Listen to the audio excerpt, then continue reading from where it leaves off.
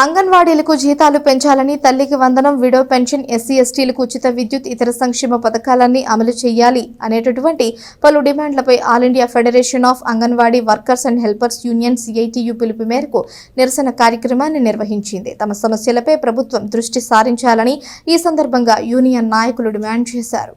Tenali CDPO కార్యాలయం వద్ద AP anganwadi workers and helpers union CITU ఆధ్వర్యంలో నిరసన కార్యక్రమాన్ని నిర్వహించారు. ఈ సందర్భంగా యూనియన్ జిల్లా అధ్యక్షులు ఏవిఎన్ కుమారి మాట్లాడుతూ కేంద్ర రాష్ట్ర ప్రభుత్వాలు తమ బడ్జెట్ల నుంచి జీతాలను పెంచాలని డిమాండ్ చేశారు. అలాగే రేషన్ కార్డుల్లో మార్పులు చేర్పులకు అవకాశం ఇవ్వాలని, మినీ సెంటర్లను మెయిన్ సెంటర్లుగా మారుస్తూ జీవో ఇవ్వాలని, గ్రాడ్యుటీ మట్టి ఖర్చులు జీవోను మార్పు చేయాలని, మార్పు చేసిన జీవోని అమలు చేయాలి అనేటటువంటి 10 డిమాండ్లపై నిరసన తెలియజేసినట్లు తెలిపారు. ప్రభుత్వం ఎప్పటికైనా తమ డిమాండ్లను సానుకూలంగా పరిష్కరించాలని కోరారు. ఇంకా ఈ కార్యక్రమంలో J Rangapushpa, YMMR Kumari, Y Sudhakumari, Shaik Munni, Shaik Vahuda, K Radhika, CH Sivakumari, K Madhavi, Y Nagamalleswari తదితరులు పాల్గొన్నారు. Anganwadi workers and helpers union CIT అనుబంధం జిల్లా అధ్యక్షురాలు ఏవిఎన్ కుమారేనండి.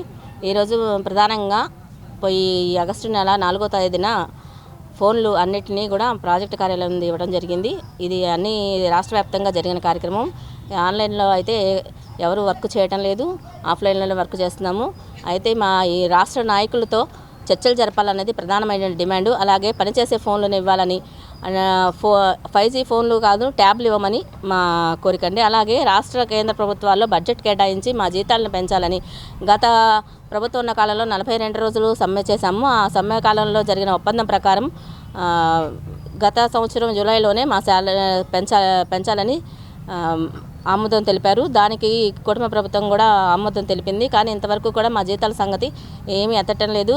కాబట్టి ఈ నెలలో అయినా సరే బడ్జెట్ కార్యకలాపాల్లో మా జీతాలు పెంపుదల చేయాలనేది ప్రధానమైన డిమాండు. అలాగే గ్రాడ్యుటీని, అదే మట్టి ఖర్చుల జీవోని కూడా మార్చి ఇవ్వాలని తెలియజేసుకుంటున్నాము. అలాగే రేషన్ కార్డులు, ప్రధానంగా సంక్షేమ పథకాలు అంగన్వాడీలకు వర్తింపజేయాలనేది మా డిమాండు. అందులోనే భాగంగా రేషన్ కార్డుల్లో మార్పులు చేర్పులు అనేది చేయాలని, ఎందుకంటే తమ పిల్లలు ఉన్న వాళ్ళకి రేషన్ కార్డు వల్ల గవర్నమెంట్ ఎంప్లాయ్ అని పడుతుంది. దానివల్ల పిల్లలకు కూడా ఎటువంటి సంక్షేమ పథకాలు కూడా అమలు కావటం లేదు. ప్రధానంగా రేషన్ కార్డులలో మార్పులు చేర్పులు చేయాలనేది కూడా మా ప్రధాన డిమాండ్ అండి. ఇందులో వ్యాప్తంగా అంగన్వాడీ కోరికల సమస్యలు పరిష్కారం చేయమని కోరుతూ నిరసన కార్యక్రమాలు జరుగుతున్నాయి. అందులో భాగంగానే తెనాల్లో కూడా నిరసన కార్యక్రమం చేస్తున్నాం.